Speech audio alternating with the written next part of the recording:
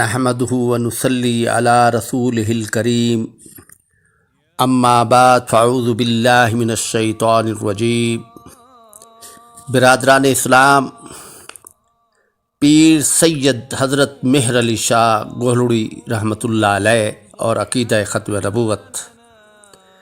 ختم نبوت کی اہمیت و ضرورت کا اندازہ آپ اس بات سے لگائیں کہ حضرت پیر مہر علی شاہ گولڑی رحمۃ اللہ علیہ نے حجاز مقدس میں قیام کرنے کا ارادہ فرمایا تو آپ کو سید الانبیاء و آخرین صلی اللہ علیہ وسلم نے بحالت مراقبہ آپ کو ختم نبوت کے تحفظ کے لیے وطن واپس جانے کا حکم فرمایا۔ آپ کو حضور اکرم صلی اللہ علیہ وسلم کی زیارت نصیب ہوئی۔ دیکھا کہ حضور اکرم صلی اللہ علیہ وسلم آپ سے 4 بالشت کے فاصلے پر تشریف فرما ہیں۔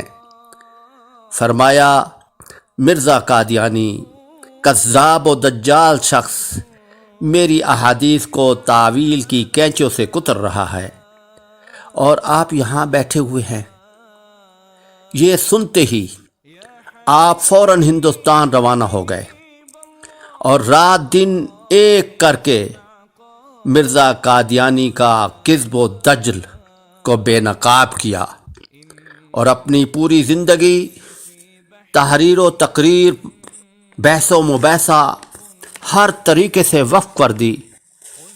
نہ دن کا چین رہا نہ رات کا آرام، جب تک اس کاذب اور دجال کو اپنے انجام تک نہ پہنچایا۔ اور پورے عالم اسلام کو حضرت سید پیر مہر علی شاہ صاحب نے مرزا قادیانی کے دجل و فریب سے آگاہ فرمایا۔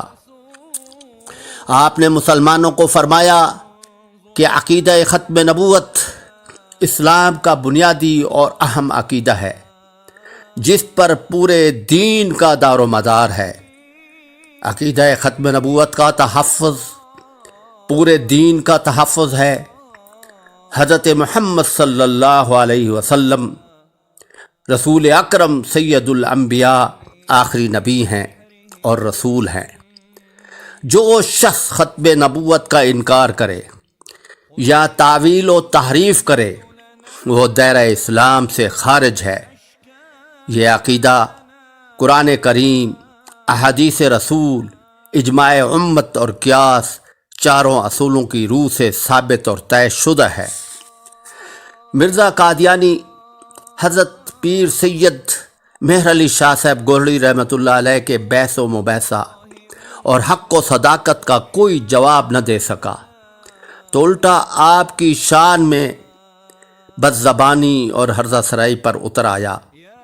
آپ کی شان میں گستاخی کرتے ہوئے اپنی کتاب روحانی خزائن صفحہ نمبر 188 میں لکھتا ہے، اے گولڑا کی زمین، تجھ پر لعنت ہو، تو ملعون کے سبب ملعون ہو گئی ہے، الیاذ باللہ۔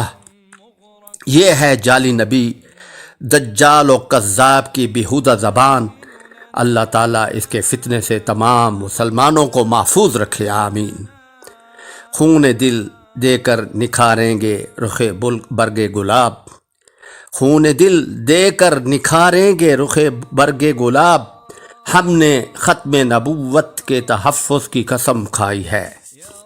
محترم برادران، اسی طرح حضرت مولانا غلام غوث صاحب ہزاروی کی قربانی اور عقیدہ ختم نبوت ملاحظہ فرمائیں۔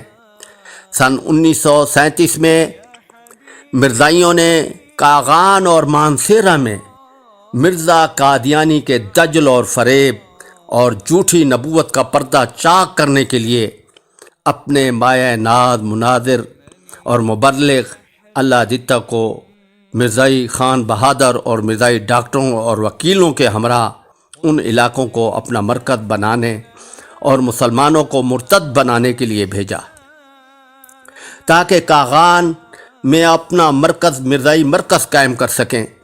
تو مسلمانوں کو اپنے ایمان کی فکر ہوئی۔ مولانا قاضی محمد یونس بالا کوٹ سے 2 ساتھیوں کے ہمراہ بفا پہنچے مولانا کے سامنے صورتحال رکھی۔ یہ وہ نازک وقت تھا کہ مولانا کے لخت جگر زین العابدین کو موت کی آخری ہچکیاں آ رہی تھی۔ مولانا نے فوراً فرمایا کہ آپ ٹھہریں، میں گھر سے کتابیں وغیرہ لے کر آتا ہوں اور بالا کوٹ چلتے ہیں۔ اندر جا کر کتابیں باندھنے لگے تو اہلیہ محترمہ نے پوچھا کہ حضرت آپ کہاں جا رہے ہیں؟ مولانا نے فرمایا بالا کوٹ جا رہا ہوں۔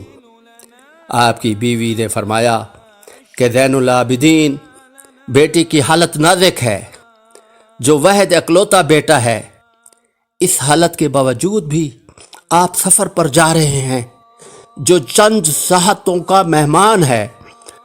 فرمایا کہ ادھر زین العابدین کی بات ہے، ادھر امت محمدیہ کے ایمان کی بات ہے۔ لاکھوں زین العابدین آقا دو جہان کی عظمت و عصمت اور ان کے قدموں پر قربان ہوں۔ یہ کہہ کر مولانا گھر سے کتابیں لے کر نکل پڑے۔ جب بفا کے اڈے پر پہنچے تو اطلاع آئی کہ زین العابدین اپنے رب کو پیارا ہو چکے ہیں، وفات پائی ہے، تجہیز و تکفین کے لیے واپس آ جائے، کفن دفن کر کے واپس چلے جانا۔ لیکن اس استقامت کے پہاڑ کی بات ہی نرالی تھی۔ یہاں تو عشق رسول صلی اللہ علیہ وسلم کا امتحان ہے۔ جب یہ اطلاع آئی کہ زین العابدین فوت ہو گیا ہے تو عاشق رسول مولانا غلام غوث ہزاروی نے انا للہ و انا الیہ راجعون پڑھا اور فرمایا جنازہ فرض کفایہ ہے، اس کا دفن کفن کر لینا، لیکن میں سید الانبیاء سید الاولین و آخرین صلی اللہ علیہ وسلم کی ناموس و عزت عصمت پر جان قربان کرنے کے لیے جا رہا ہوں، واپس نہیں آ سکتا۔ ذرا سوچے، اس نازک صورتحال کا اندازہ لگائے، دل پر ہاتھ رکھ کر غور کرے۔ ایک ہی بچہ تھا، چھوڑ کر ناموس تحفظ کے لیے بالا کوٹ پہنچے۔ ان ملعونوں نے، ان قادیانوں نے اور ختم نبوت کے دشمنوں کو للکارا، اور ان ملعون قادیانیوں نے، دجالوں نے جب آپ کو دیکھا تو وہاں سے وہ بھاگ کھڑے ہوئے اور قادیان میں جا کر دم لیا۔ قادیانوں کے خلاف سن 1953 کی تحریک کے دوران مولانا قید و بند میں جیل میں تھے۔ مولانا کے گھر سے جب خط آیا کہ مولانا کی والدہ کا انتقال ہو گیا ہے تو مولانا غلام غوث ہزاروی رحمۃ اللہ علیہ نے تحفظ ختم نبوت کی خاطر اس صبر اور ضبط کا مظاہرہ فرمایا جو ایک عاشق رسول صلی اللہ علیہ وسلم کی شان ہوتی ہے۔ ذالک فضل اللہ یؤتیہ من یشاء۔ یہ شہادت گاہ الفت میں قدم رکھنا ہے، یہ شہادت گاہ الفت میں قدم رکھنا ہے۔ لوگ آسان سمجھتے ہیں مسلمان ہونا، لوگ آسان سمجھتے ہیں مسلمان ہونا۔ وآخر الدعوانا ان الحمد للہ رب العالمین۔